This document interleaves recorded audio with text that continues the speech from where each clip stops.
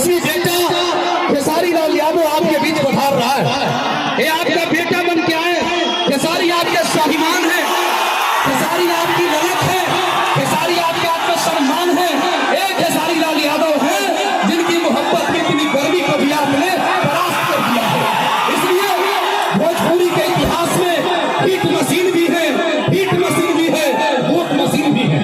इसलिए ये चमकता कुंडल भोजपुरी के उत्थान का है। उठाइए एक बार दोनों हाथ भोजपुरी के सुपरस्टार के लिए।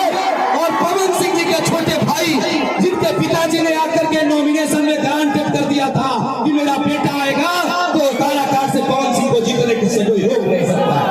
मैं सीधे सीधे माइक देता हूँ, थोड़ा मोहब्बत से आपको चूम ले खेसारी लाल यादव।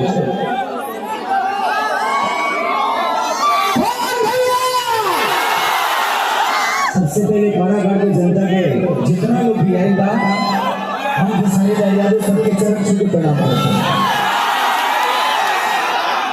जिंदगी में हमने के संघर्ष वाला पहले खुद के बड़ा करे खातिर आजकल अपना जनता के जो गरीबी जो व्यवस्था बा ओकरा के सुधारे खातिर भी हमनी के फील्ड में आवे मजबूरी हो गई। अगर हमनी के नेता अगर